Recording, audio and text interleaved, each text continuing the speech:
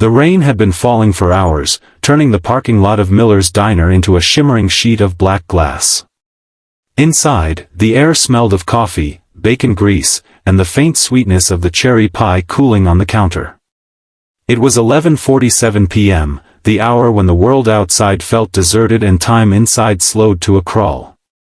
Grace wiped down the counter for the fourth time in 20 minutes, not because it was dirty, but because the motion kept her awake.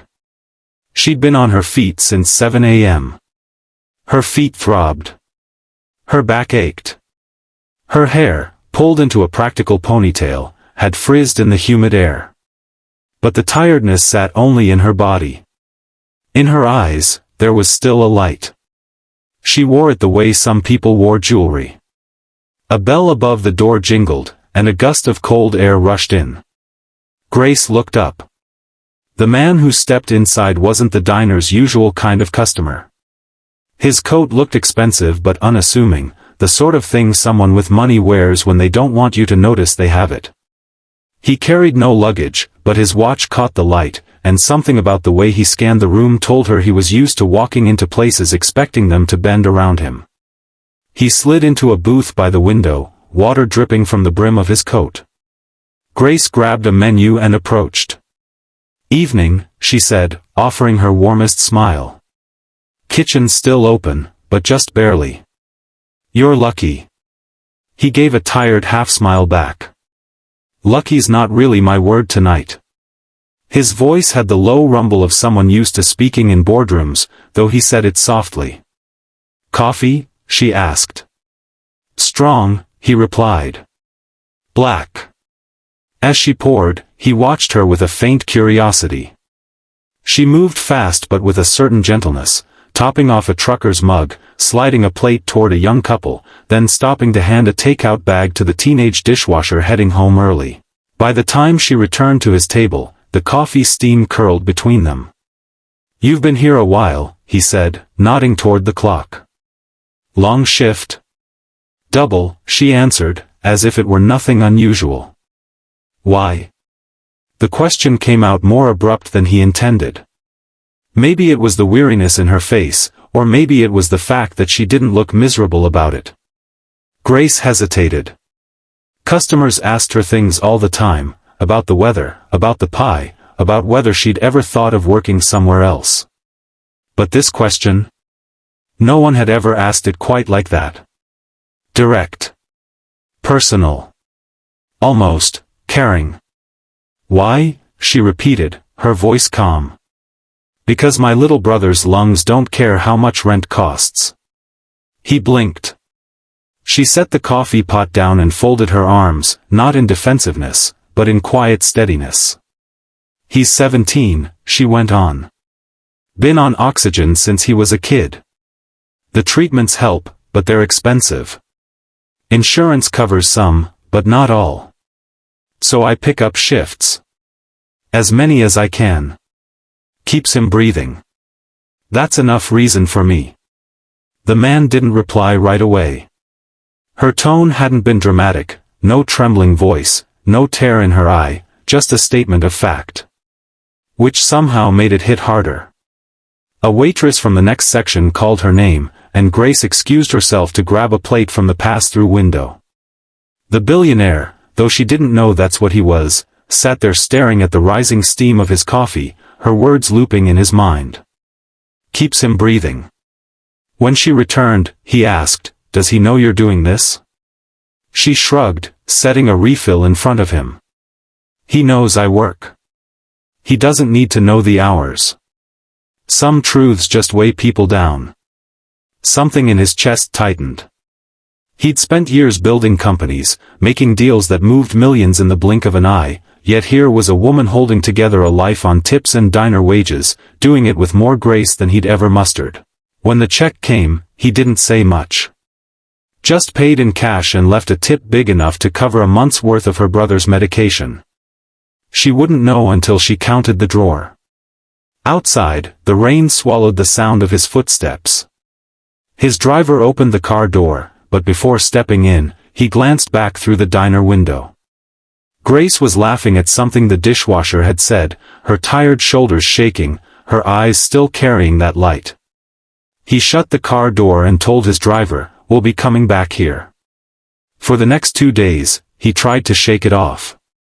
Board meetings. Investor calls. The kind of problems that made other people's stomachs churn, but for him, they were routine.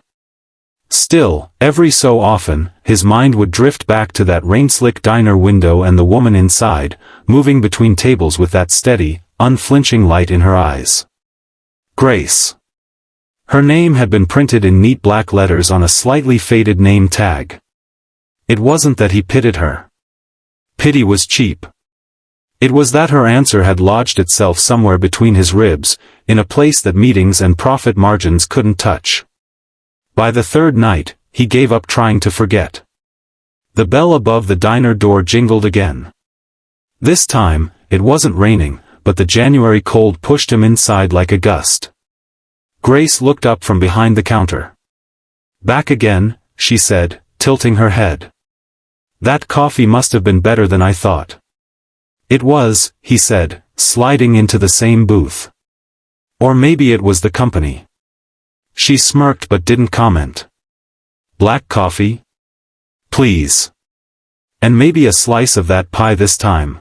As she moved away, he found himself scanning the room, taking in the way she worked. He noticed small things now, how she knelt down to speak at eye level with an elderly man so he wouldn't have to crane his neck, how she slipped an extra packet of crackers into the soup for the homeless man outside without a word, how she checked her watch not to see when her shift ended, but to see if it was time for someone else's break. She carried her kindness quietly, like it was just part of breathing. On his fourth visit, she sat for a moment at his booth after dropping off his food. Her hair was loose this time, and there were faint circles under her eyes. "You've been here a lot," she said. "Business trip?" "Sort of," he replied. "Looking for perspective." She raised an eyebrow but didn't push. Instead, she told him about the little boy from down the street, a wiry, wide-eyed kid named Caleb whose mother had died of an overdose. His grandmother was raising him, but money was tight, and Grace had quietly taken on the cost of his school lunches, field trips, and baseball gear. "He's not family," she said, "but that doesn't matter. Someone's gotta look out for him."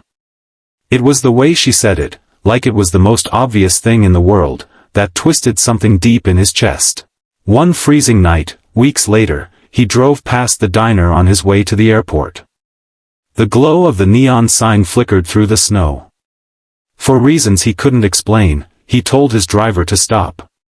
Through the window, he saw Grace, coat buttoned up, handing 2 paper bags of groceries to an old man with trembling hands. She laughed at something he said, then pulled a scarf from around her own neck and wrapped it around his. She didn't see him watching. And in that moment, the decision was made.